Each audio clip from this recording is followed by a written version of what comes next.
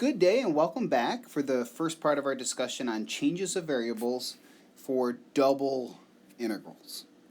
And the goal of this section is to take the familiar method of integration, substitution, and extend that to double integrals. So to get us thinking along those lines, let's look at a motivating example.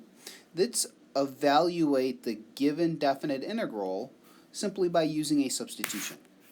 And the key observation that we would make is we see this inside function, x squared minus 1, whose derivative up to a constant appears outside of that function, that is the x. So du would be 2x dx, or 1/2 du is x dx. And the goal is to take our integral that starts off being solely in terms of x's and write it so that it is only involving u's. So the x squared minus 1 cubed becomes a u cubed, and the x dx becomes a 1/2 du. But recall, as we've mentioned many times at this point, when we use a substitution to evaluate a double integral, we must change our limits of integration. So we start off with x equals 0, which means u would be 0 squared minus 1. And our upper limit is x equals 1, which would imply our new upper limit would be u equals 0. And the key observation I want to make is not evaluating this integral, which we could easily do, but instead to note that two changes occur when we use a substitution. Our integrand function has changed, as has that interval we are integrating over. Let's now think of a more recent example. If we wanted to integrate over a polar rectangle, such as we see here, polar coordinates works quite well.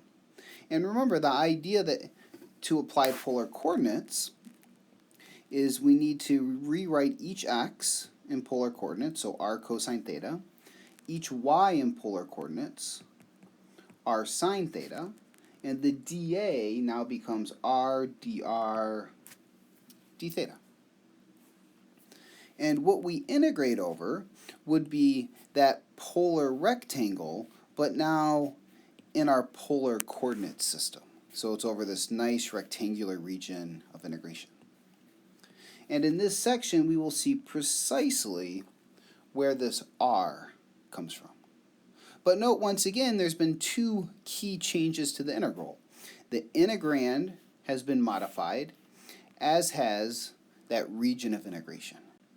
In this video, we're going to focus on how that region of integration is changed, and in the next video, we'll introduce a formula that shows us how the integrand itself is changed, and once again, precisely where that r comes from. So in either case, what we're going to have to talk about is using a change of variables, which allows us to change our coordinate system. So maybe instead of dealing with something in the xy plane, which may not be conducive to integration, we can switch to a more convenient location, such as the UV plane.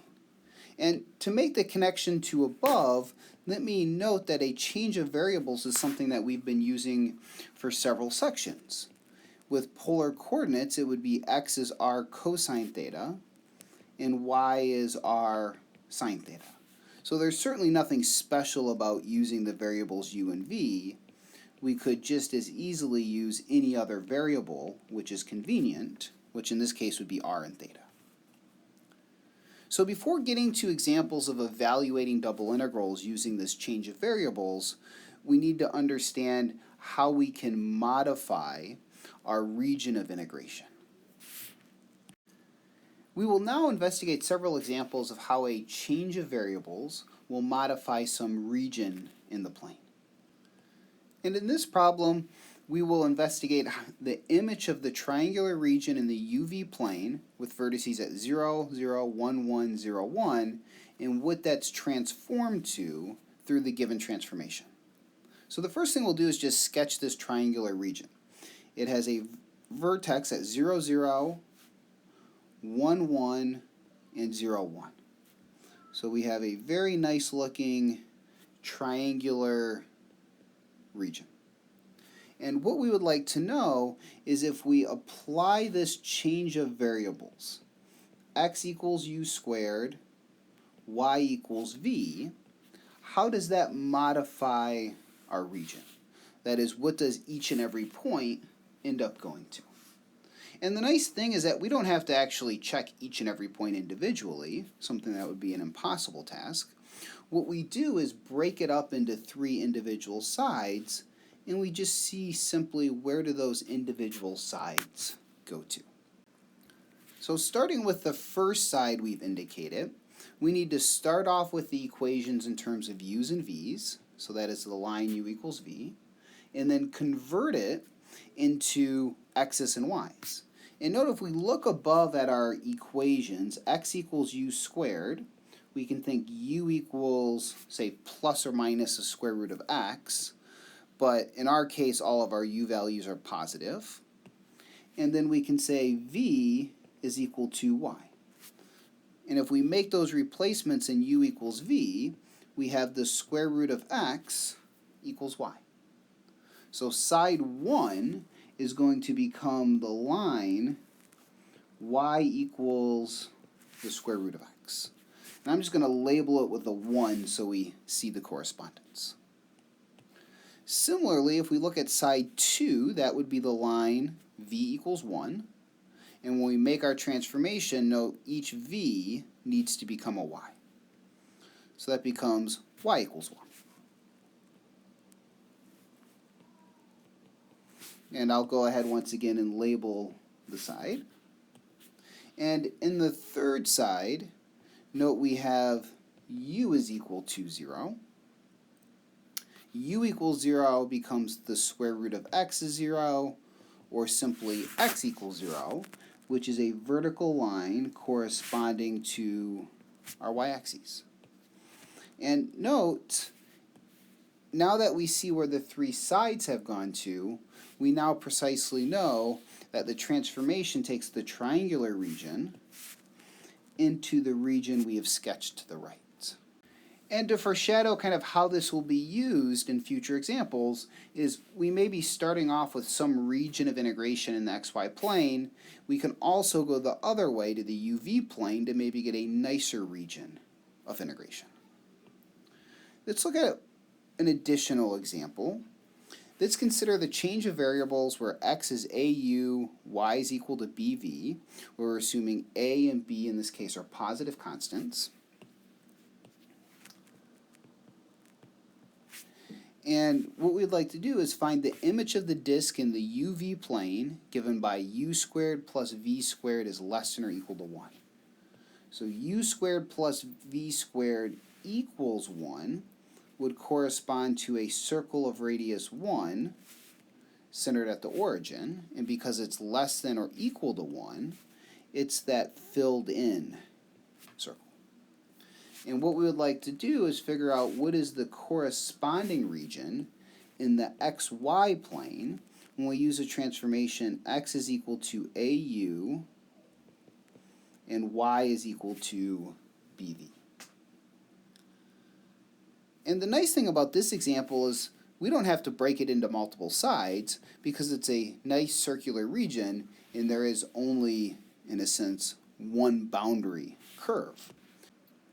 So we need to think about how does u squared plus v squared equals 1 change under this transformation.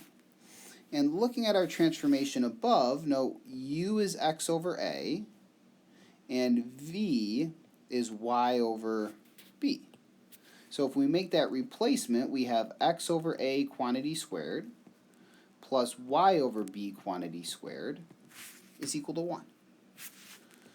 Written slightly differently, we can say x squared over a squared plus y squared over b squared equals 1.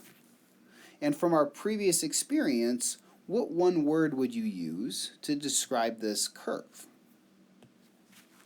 And if you said ellipse, I agree 100%. It is an ellipse whose x-intercepts are given by plus or minus a, and whose y-intercepts are given by plus or minus b.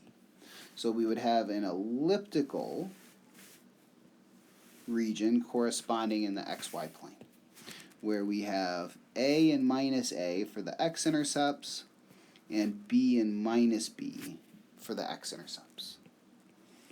And one small point I'm going to make is you may be wondering, how do I know that the inside of this circle goes to the inside of this ellipse opposed to going outside of the ellipse? And the answer is you could always check a point. If you want to think, where does 0, 0 go to under this transformation? If u and v are 0, so are x and y. So you must go entirely to the inside of that elliptical region. In our next video, we will continue discussing changes of variables by focusing in on how they will affect a double integral. So stay tuned and take care.